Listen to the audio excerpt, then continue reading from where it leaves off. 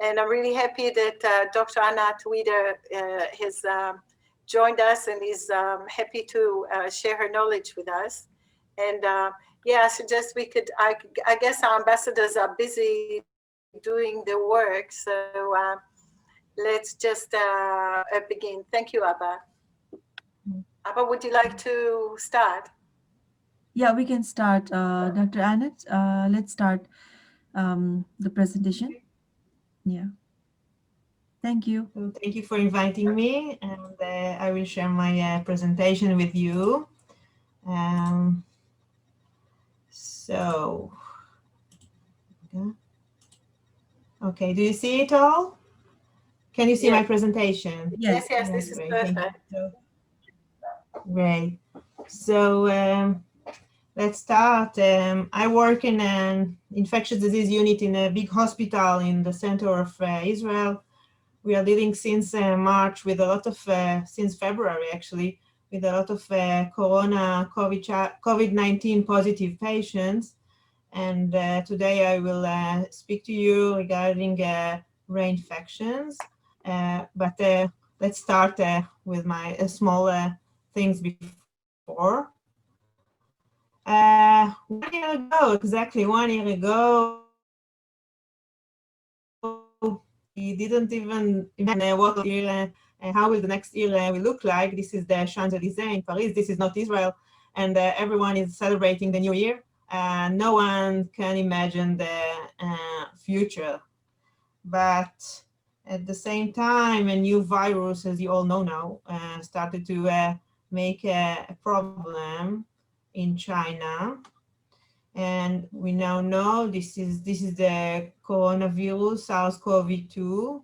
And if we can look, this is the electron microscope, the spikes, the spikes that this virus has. We can see it here in the microscopy. And how everything was started, so cases of pneumonia in China. At the beginning of this year, we thought that it might be connected to a seafood market in China, but it wasn't only the people that visited this market got infected. And from then, the time ran, and as we know now, we have a pandemic. We have more than 83 million people that were infected worldwide, with almost 2 million of people that died because of this virus. The new cases around the world are becoming higher, and the same, the deaths every day, more deaths of people. And if you look at Israel and Nepal, we can see that it also affected these two countries. Israel is suffering much more regarding these details, these numbers. We can see that in Israel, the numbers of cases is double in comparison to Nepal, and also the deaths are almost double. And we are now in Israel have this third wave or second big wave with more and more people infected every day. If we look at these two countries, it's double, the cases are double, but regarding the population, it's much more. We in Israel have 9 million people, while in Nepal there are 29 million people. So the difference is very wide, and I'm not sure we can exactly know why there's such differences. Is it because your population is more doing what is needed to do, like social distancing? Is it because the strains of the virus is different?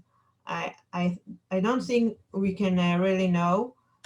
There are places in the world that are much worse than Israel. So I believe that there are many reasons for these differences in countries. In Israel, we do a lot of tests. You can see that the test per 1 million of population is 10 times higher in Israel. We do a lot of tests and try to do more. And you know that I guess that you also know that COVID-19 is not only, it doesn't only cause deaths. It's not only this. It's not only the number of people that died. Here at the left, you can see an MRI and cardiac MRI, sorry, of a 68-year-old came to our hospital with acute myocarditis 3 weeks after recovery from COVID-19. When he was sick, it was only mild, he had only mild symptoms, but once he came to the hospital 3 weeks later, his heart hardly moved. He has, it's a myocarditis, it's like what we see here in the arrows is that there is an inflammation around the heart, and when the heart was tested by echo, it was like 30% ejection fraction. And also at the right, we have a chest x-ray of a female that recovered COVID-19. She is still alive, but her lungs are destroyed. This is her lungs. She is on ECMO, extracorporeal membrane oxygenation. She is awake. She has this ECMO machine inserted to her blood vessels, and she is not, she cannot breathe by herself, and she is waiting for lung transplantation. We really hope she will get to this point, really disastrous disease. But then we ask, okay, so these are not so young people. What about young people? So young people usually, as you know, they have very mild symptoms. And many of them are also asymptomatic at all while they have the acute infection. But we see more and more patients, young and middle-aged people that do have symptoms, long COVID symptoms. They recover the acute infection. They don't have fever or something like this, but they still suffer from hair loss, fatigue, stress intolerance. They cannot concentrate. I'm speaking about teachers in school. I'm speaking about athletes that cannot be the same as they were before. We don't know exactly how common it is. We don't know how long it will last, but the COVID-19 symptoms and consequences is very wide. What about reinfection? There are SARS-CoV reinfections. And there is a need to differentiate real reinfections from prolonged persistence of positive PCR. I will remind you all that in the beginning, we didn't know when a patient is not infectious anymore. And we did a lot of PCR tests and waited for the PCR test to be not infectious anymore. You can go out, you don't have to be separate and in isolation. But now we know that the PCR test might be positive for a long duration, while the patient is not contagious anymore. And it's more than this. The PCR might become negative and then positive again with or without recurrent symptoms. It might become positive, but without any explanation. Recurrence of clinical symptoms is not an indication for reinfection. So how can we differentiate between these two cases, shedding or real reinfection? So first we have a study from Korea that was published already at May this year, very early. It's a study in which they investigate positive cases from South Korea, CDC of South Korea, They also saw these cases when they have a continued positive test for corona after weeks after the symptoms have resolved. And they studied 285 patients who tested negative for the virus after recovering, but weeks later tested positive again. And the question is whether a positive test in these circumstances means that these people can still spread the virus, because this is what is most important. And as we can see here in this figure, we see that days from initial symptoms to testing positive after discharge is a wide range of days after symptoms onset, even 73 days later, and even more here, as we know now. And what they did, they spoke with contacts, they checked contacts, like almost 800 contacts of this positive patient, and tried to understand whether there were secondary infections in the contacts. So if we see here, these are the re-positive cases. Again, patients that were positive, negative, and then positive again. And about half of them also had recurrent symptoms, okay?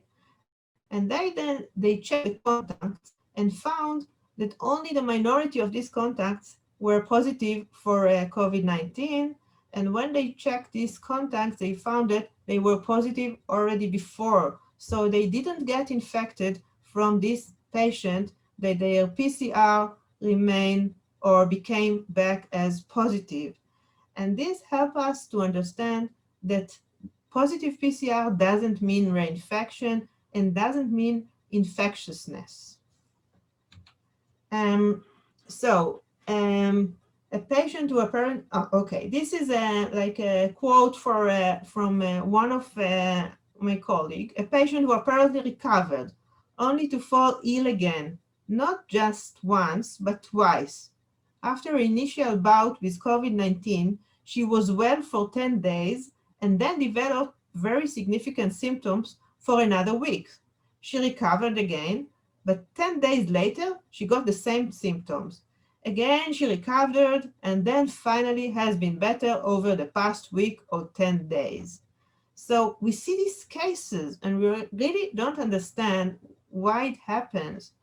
We are not speaking about immunocompromised patient, that in this case, it might be a different story. We are speaking about immunocompetent patient. So is it prolonged symptoms of the same virus, but only with bouts? Is it a secondary infection? Or is it a late inflammatory process secondary to the infection? Because we all know now that the clinical symptoms might be at the beginning from the virus itself, but later on, they might be due to the inflammation, the body's self-inflammatory reaction to the virus, the cytokine storm, which might do this, which might make the worst scenario of the virus. So why is it happening? And how can SARS-CoV-2 reinfection be identified if I'm saying that it might be that patient becomes sick again and feel bad again, and if I'm saying that the PCR might go positive or negative again? So how can we really deal with reinfection? How common is it? What is known about the role of reinfection in onward transmission? So if someone is really get infected again, does it transmit the virus? What did this observation mean for acquired immunity? Is it mean that we don't have immunity after the first episode? So let's try to understand, to answer these questions. So the case reports of reinfections, as I was saying, started to come a few months ago. Before that, we had a lot of cases that we know now that were only continuing shedding of the PCR, non-viable virus, and that's why the PCR is positive. So the first patient that was reported is the Hong Kong patient. in a case report in Hong Kong, more than 100 days after the first positive PCR, a 33-year-old immunocompetent patient tested positive again via acid test, PCR, during an airport screening. This patient was sick. Then he recovered, and then he wanted to fly. And in order to get to the airplane, they did a PCR test for him, and he became positive. During the first episode, the patient had fever, cough, sputum production, and headache. But during the second episode, the patient was asymptomatic, just was screened for corona. The second PCR test was positive on 15th of August, and he was hospitalized the day after, not because he was symptomatic, but because was on this patient. They found C-reactive inflammation in his body. Serum samples were negative for antibodies for COVID-19 10 days after symptoms onset in the first episode, and 1 to 3 days after the hospitalization in the second episode. What we see here is this patient didn't have IgG immunoglobulins, positive immunoglobulins after the first episode. But a seroconversion was observed from the 5th day after the hospitalization in the second event.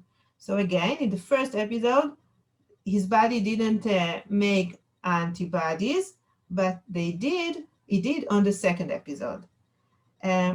But what's most important is the differences between the virus. But before, I will show you the chart here that what we see here are days since hospitalization.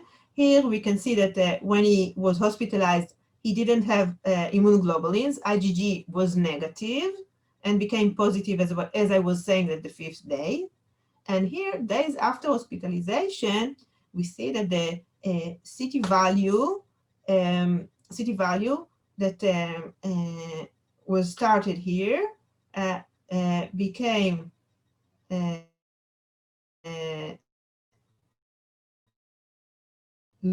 lower, okay? The CI became lower as well. And when we look at the genetic sequences of the two viruses from the different episode, we see that they come from a different phylogenetic tree, okay? Different clades. So with 24 nucleotide changes, more than expected rate for spontaneous mutations. We know that every virus have mutations, okay? Now it's very popular to speak about the variant, the British variant, the South African variant. We know that every virus make mutations, and there is a rate of mutations. But when it comes to a rate that is higher than the expected one, then we can suspect that it's a new virus.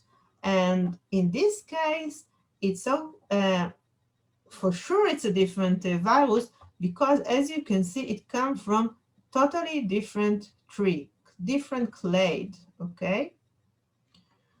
Another patient that was reported is the Nevada patient.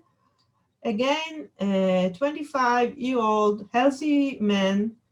On March, he has a sore throat, cough, headache, diarrhea. He was tested positive for PCR, SARS-CoV PCR. On April, his symptoms resolved, and on May, he was tested negative twice, and May 28, okay, less than 3 months after the first episode, he had onset of fever, headache, dizziness, cough, diarrhea, nausea, and chest x-ray was negative, but later on his symptoms worsened and he had hypoxemia, he admitted to the hospital, he was found to have infiltrates on the chest x-ray, and the PCR became positive for the virus. And he also had positive IgM and IgG antibodies.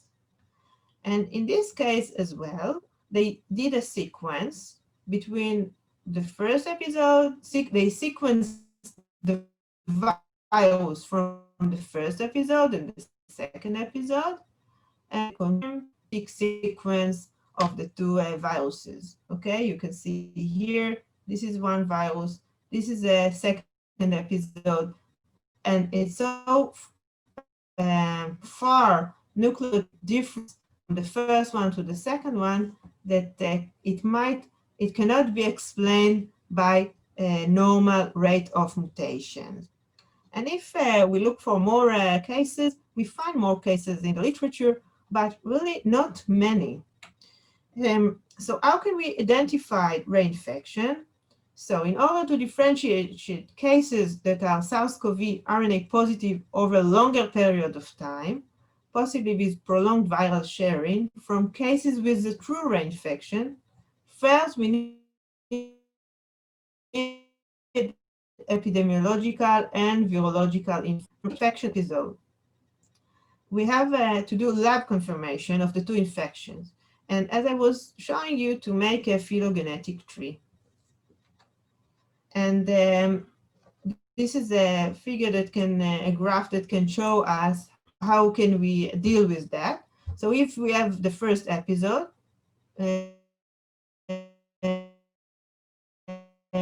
and the patient is positive for of course it's not reinfection. If it's positive, we have first to do epidemiological data. Timing of symptoms free, timing of positive symptoms, time of which the patient found or was meeting someone who is positive, and to see whether there are negative tests between the two episodes, because if someone is all the time positive, then it's the same virus. And then to do sequencing and do a whole genome sequencing data to see the number of nucleotide changes between the two viruses. And how can we say whether this is the same virus or a different virus? So a different clade, of course, it's totally different tree. So for sure, this is a different virus. Moderate evidence is whether it's more than two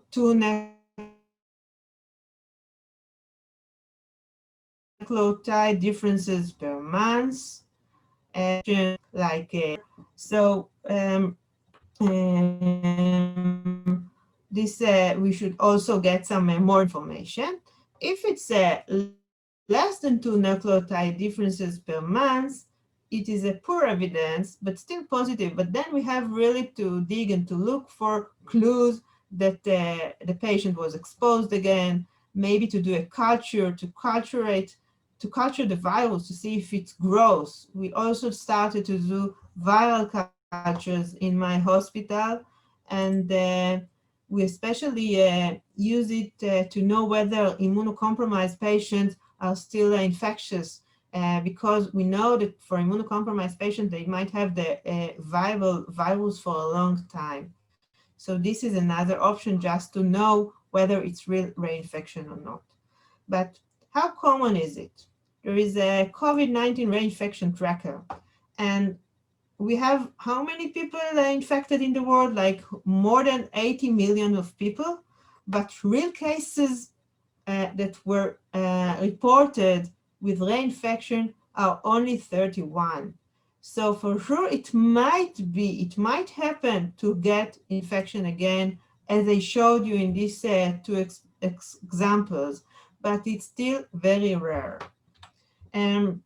So only few reported cases. Maybe there are more that we don't diagnose them because they are asymptomatic. They might be more, but anyway, even if most of them are asymptomatic, it's for sure a rare event.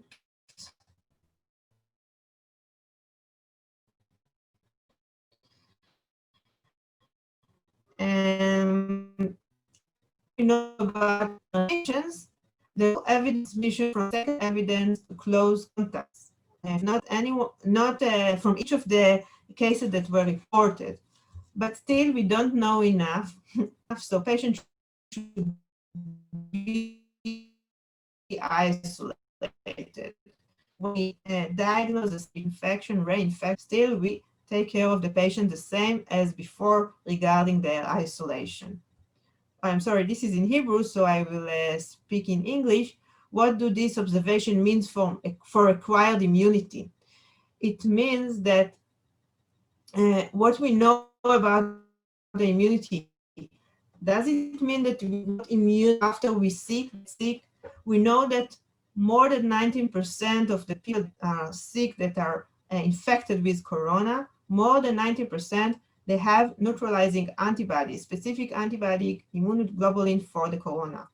Maybe it's less for asymptomatic. Maybe the level of the antibodies are lower in asymptomatic patients, but from the last report that we see, the resonance with the level and the amount of antibodies that asymptomatic patients and symptomatic patients have. We know that when a patient has a severe disease, it has a higher level of antibodies. Anyway, we know that the level of the antibodies, it goes down over a few months, but we don't think it is connected to reinfection. And in most of the cases, the immune system works quite well. And this is, we should remember, in most cases, it doesn't happen. It's really a rare event. So the last slide, coronavirus reinfections are real, but very, very rare. So remember, there's a lot we don't know about our immune system and how it works. And this is particularly true for a new infection and disease. So to conclude, I think we now know that reinfection might happen. It's really rare. Our immune system works quite well. So millions of people were infected in the world, but we don't see more and more people that were infected again. Of course, it might be that next year the talk will be different, hopefully not. But for now, we can say the patient that was sick and recovered, in most of the cases, in 90% of the cases, it will be okay, and we should remember this. Any questions? Thank you, Dr. Anat. So nice to learn more about the infection recurrence. So the floor is open for the question now. You may unmute your mic and then ask question, or you may also post questions on the chat box.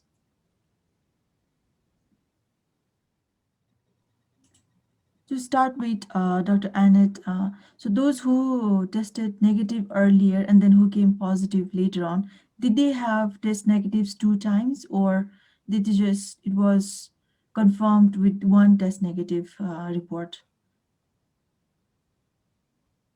We're speaking about also that they were negative in few episodes, in few tests.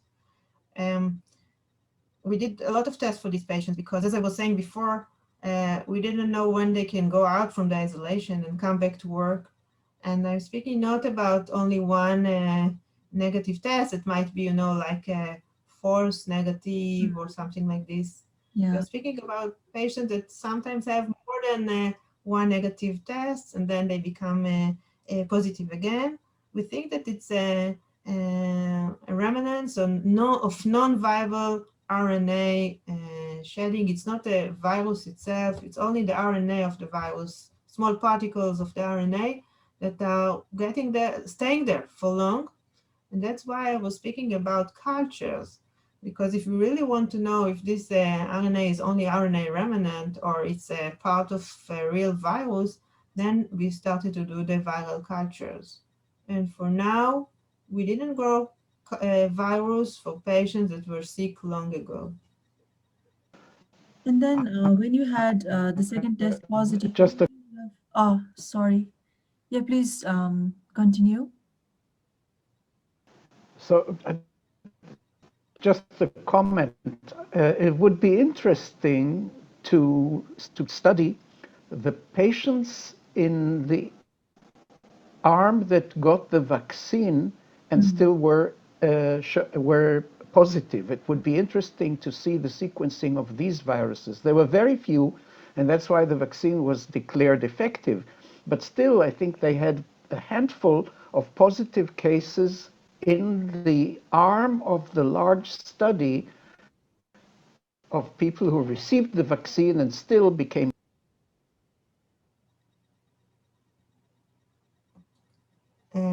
The patients that got the vaccine and became positive, as you remember from the number, like yes, like 9 people that they got positive. We will see this. We will see much of it in the near future because in the trial, in the third trial of Pfizer, there were 20,000 people that got the vaccine, 20,000 that got the placebo. But now in the world and also in Israel, we vaccinate a lot of patients. So we have this. We will have this information. It's very interesting to see why this patient do a breakthrough infection.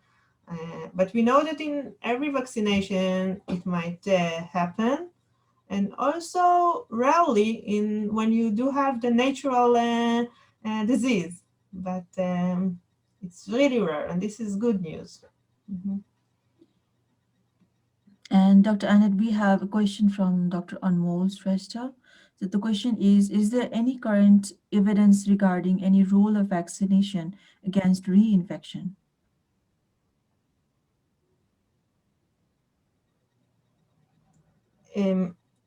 Um, we believe that I don't have if we have this data, but what we do know that patients that were sick and got a vaccine, there were few patients like this in the Pfizer's test trial. And even for us in Israel, we started to vaccinate patients just 10 days ago, but still it happened that some people that were sick, they are not allowed to get the vaccine, but sometimes we don't know if a patient was sick before, and that's why we had these occasions that we gave the vaccine for people that were positive. At the day that they came to get the vaccine, we took antibodies, okay?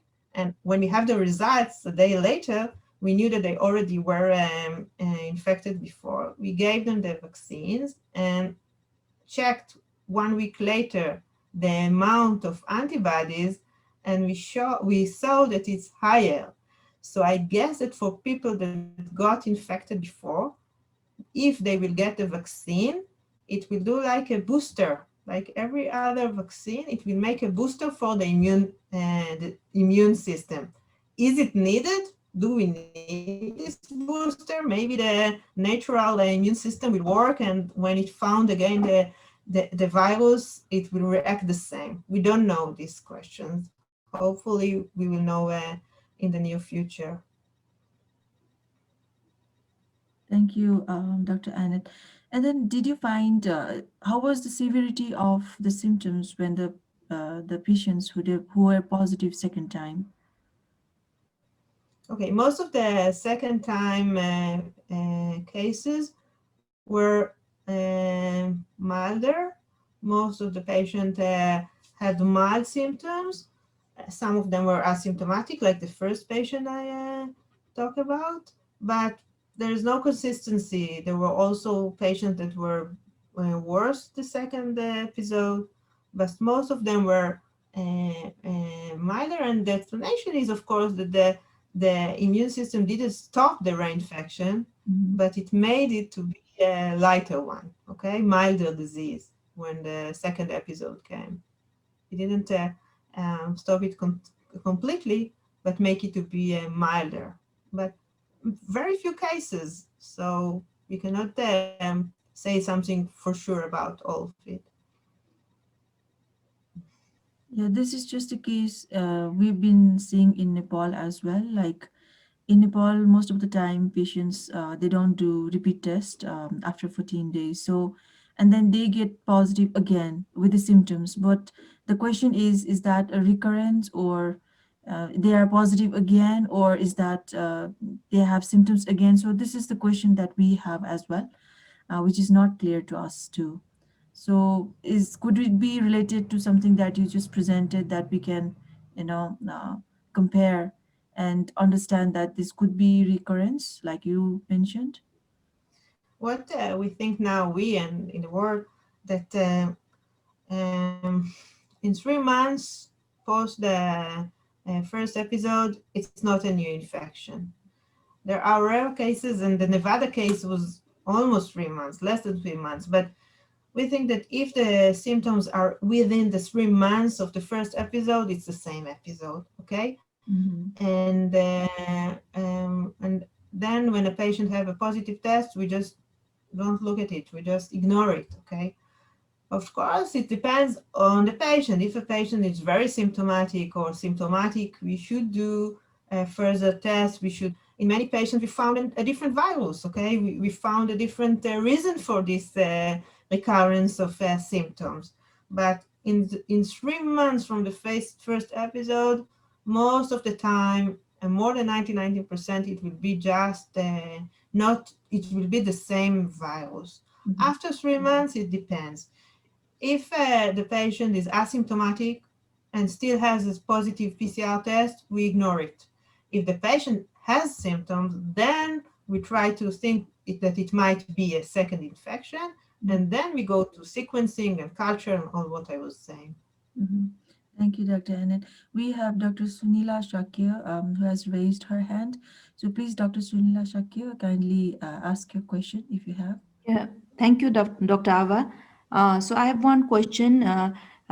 So recently, in most of the institution and even the government is not recommending to do the retesting after 14 days of isolation of COVID positive people. So what is your thoughts on this? Like after hearing your presentation, it seems like it's important to do that in case the one will again have symptoms and get reinfected in order to know because just in one slide I have seen that it also depends on what is the COVID test in between the two episodes. Mhm. So now the recent recommendation, as I said, not necessary to repeat the test after 14 days of COVID positive. So what is your opinion on this sort of recommendation, I'm Dr. saying, thank you for the question. So our opinion or what we do, we also do not ask, we ask not to check again, because this makes everyone very confused about the results, and it makes the patient and the caregivers and everyone to be very confused and not know what happened. What I showed is that it's very common that the PCR test is still positive for a long time, okay? So there's no need to check. We know, as I showed from the the Korean, South Korean trial, people are not infected after more than 10 days. There are more test trials like this. People are not infected after 10 or 14 days, but mostly after 10 days, people are not infectious anymore. So there is no need to repeat the PCR. To repeat the PCR is just if you have something different, okay? Not in order to look for a second infection. As I was saying, it's very rare, and usually it's not a real infection. So as you are doing, we just recommend the same as well, not to do tests when a patient was sick at the last 3 months. Afterwards, if the patient has new symptoms, that's a different story. Then it's time to look for reinfection. But you know, now from last data, we know that the immunoglobulins, that the antibodies, they last for a long time. So it's also optimistic vision of the future of people that were infected. It's like to be reinfected, it's like a mistake of the nature. That's what I can have from this trials I show you and test and I read. So just as you are doing is quite well, there's no need to recheck. So there is no need to recheck if he or she is remain asymptomatic, and if again the symptom develops, then we do it again, right? We try to, yes, but first we try to look for another explanation for these symptoms. Okay. And know that if it's a few days after the 10 days of the 14 days, it's normal. This is the disease. The COVID-19 disease, it has like waves, okay? Also I hear it from many patients. I had fever for a few days, then the fever gone away, and then I have it again. We know this disease do waves also for the severe cases in the ICU. They're Yeah. stable for a few days and then they just crash. I believe it all depends of the combination of the immune system and the virus. But for sure, we don't have to do a repeat PCR test, and we can be very calm regarding their infectiousness. Okay, these people do not infect other. Mhm. Again, we have to remember it's different when the patient is immunocompromised. Immunocompromised patient, it's a different story. For them, we much more not taking any chance, and for them we do repeat tested and also viral culture before we tell them you shouldn't be in isolation. This is different. Thank you so much, Dr. Anat. Thank you. There was a question on the chat regarding the CT, the number of cycles which are below the cutoff, above the cutoff. There's mounting evidence that the low CTs, the ones that need a lot of cycles in order to show positive, are the ones which are less infective.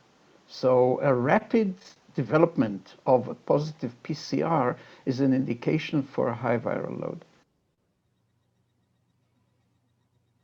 So, of course, I didn't speak about it, but there is a correlation between the amount of the virus and the infectiousness. But the correlation is much stronger regarding the time. I'm saying that for sure, cycle threshold above 30, it's not a lot of virus. And but it depends on the machine you're using and everything.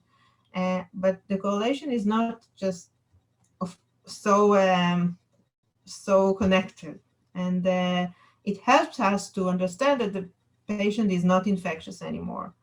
But the time is more important than the number of the virus, because the viral load, which is the CT, the viral load depends very much also on the amount of virus you took from the nasopharynx, on the machine you are using.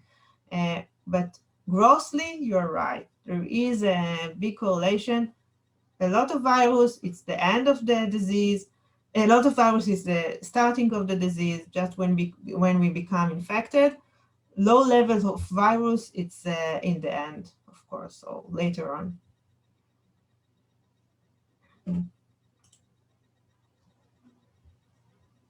Thank you, Dr. Anat. That was the question posted by Dr. Achyut. So do we have other questions?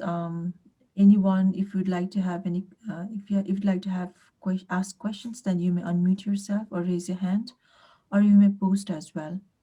It looks like we have only this much questions posted on the chat box.